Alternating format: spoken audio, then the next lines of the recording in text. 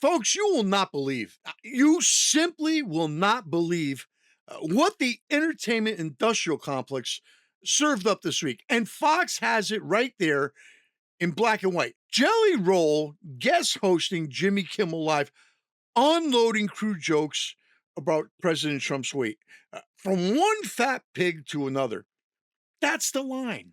That's the punchline they thought was comedy gold. Now, I thought this guy was some kind of wordsmith.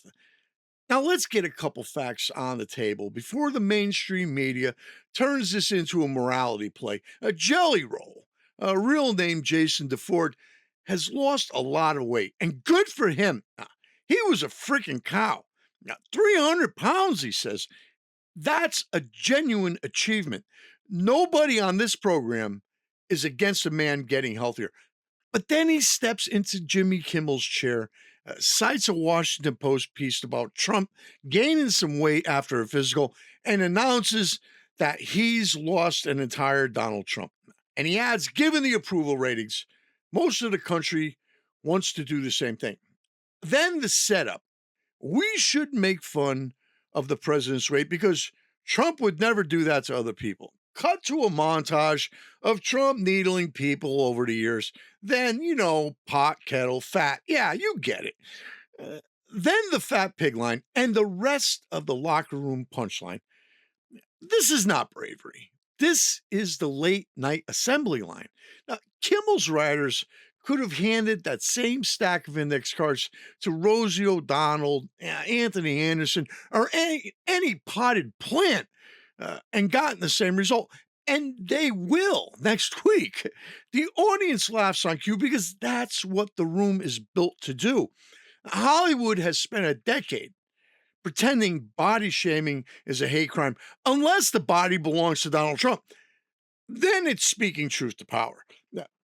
Same people who clutched their pearls when Trump called somebody a slob now treat a country singer's crude weight and anatomy routine as high art. And notice the double standard they never mentioned.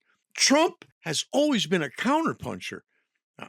He talks like a guy from Queens who made a fortune and never forgot how the other side talks about him. They called him orange. They called him fat. They called him every name in the liberal playbook for 10 years. Now, suddenly, a guest host on ABC does the same thing with extra vulgarity, and we're supposed to treat it as a moral victory. Now, Jelly Roll used to say he wasn't political.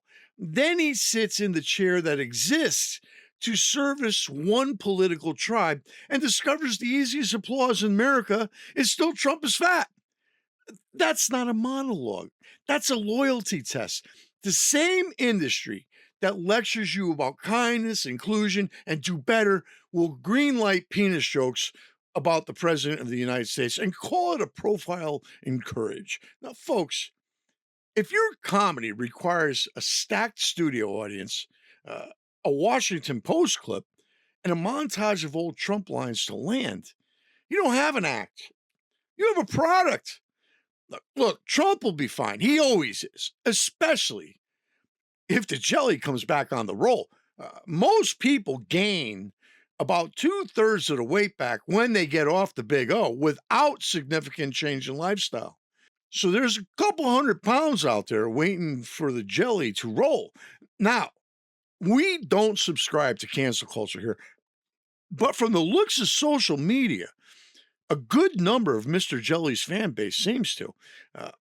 It just seems like an unforced error to a career that just broke out a few years ago.